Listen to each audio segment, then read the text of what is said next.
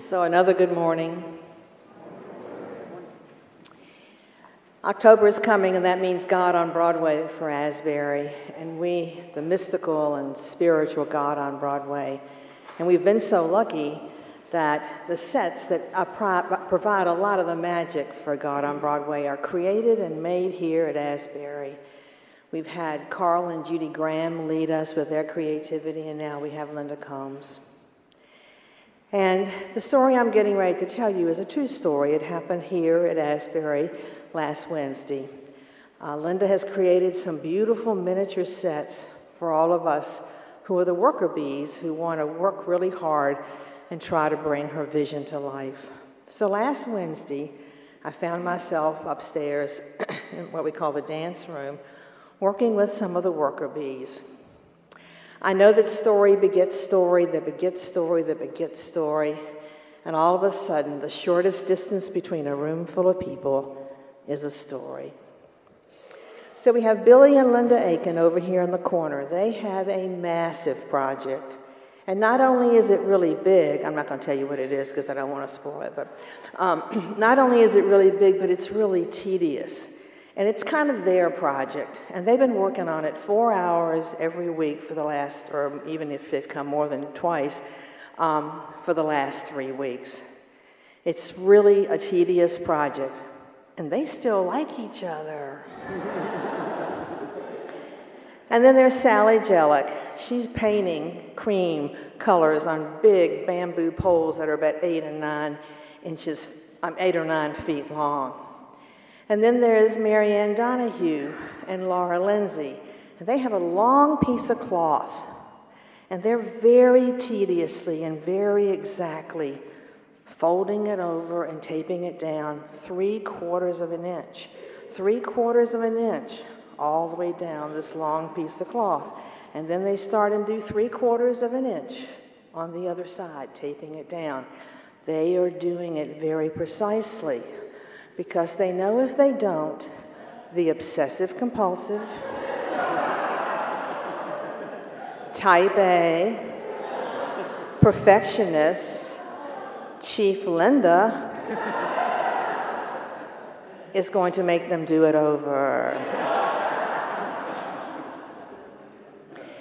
And so here we are working away, and Marian Donahue says, did anybody take home ec? Well, of course we all took home ec. And we said, yeah, we took home ec except for Billy. And we started telling home ec stories. Everybody had to make the ubiquitous apron.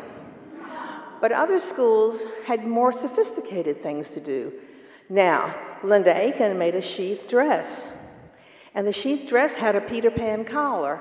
And Peter Pan collars, have to lay down really flat. It's like a circle around your shoulders. And they meet right here, and they have like a little peak. Well, Linda could not get that collar to lay down. She could not get that collar to lay down. And finally, she saw from the back that it was really laying down nicely.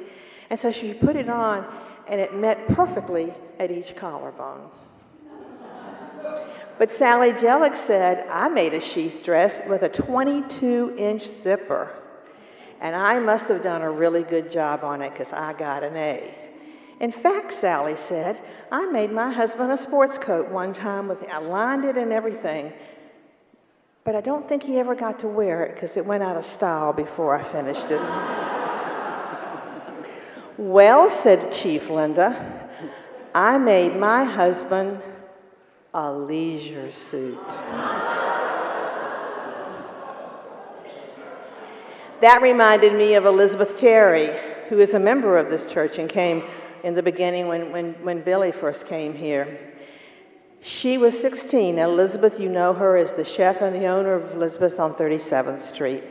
She was 16 years old. She was reading in 17 magazine that if you won a sewing contest, you could win a trip to Paris. She didn't have a sewing machine. She didn't know how to sew, but she wanted to go to Paris. And so what she did is she borrowed a neighbor's sewing machine. She taught herself how to sew. She flipped through Vogue magazines, found a fantastic suit, made her own pattern, sewed it, lined it, French buttons, turned back cuffs, a fur collar, and she went to Paris. In my high school, the second semester of home ec and shop, you switched. And so the girls went and took shop, and the guys went and took home ec. So I learned how to make a birdhouse, and the boys learned how to make lasagna. And so we said to Billy, "Billy, did you take shop?" And he said, "Yeah, of course I took shop." And we said, "Well, what did you make?" And he said, "An ashtray."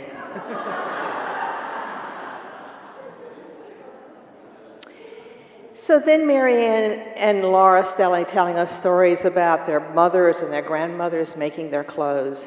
There wasn't a lot of money for store-bought clothes. Remember that term? Store-bought clothes. And so Marian's mother made her clothes most of her little childhood, first, second, third grade. She would make like 2 weeks' worth of blouses and skirts, and with a little waist around and a little button, so that she could wear 2 weeks, she could wear them for that long, and then she could go back and repeat again. But Marian said, back in those days, for a second and third grade, I didn't have any hips, and so the skirts kept falling off of me. And so my mother had to make suspenders out of the same kind of a material to put over my shoulders, so to hold my skirt up. Laura talked about her grandmother living near the mills in South Carolina, and so in that community they could get material cheaper. They could even get crinoline material cheaper. And so one day her grandmother surprised her with a pleated plaid underneath crinoline skirt to wear to the third grade. And so she wore it to the third grade, and she said, as I moved, it kind of swished all around. So I went to the third grade, and my teacher fell in love with that skirt. And so she said, "Laura, come on up and show your classmates the skirt." Well, that's the last thing I wanted to do.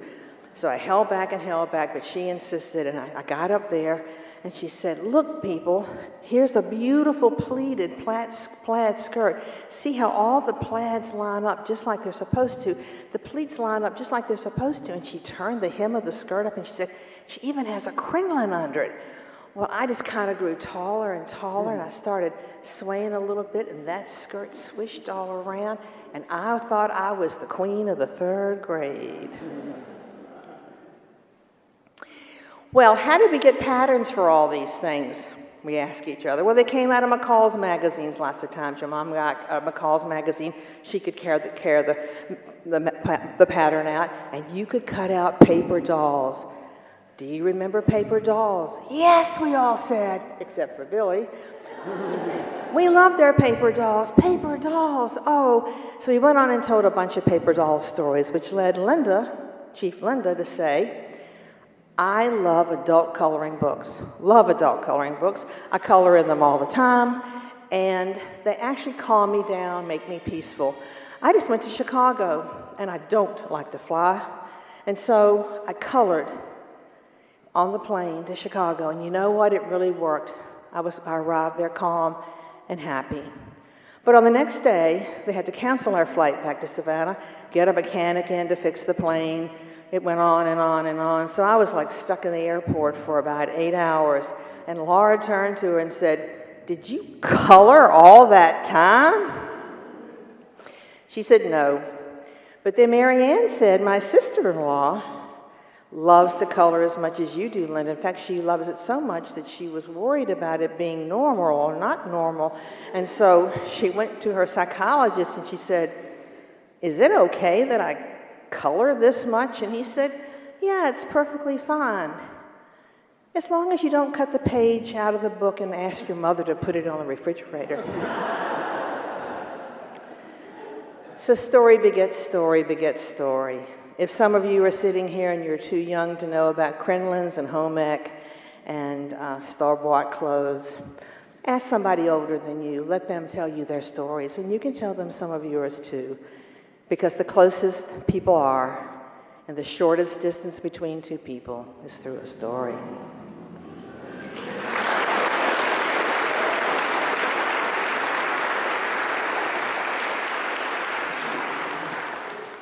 Thank you, Dottie.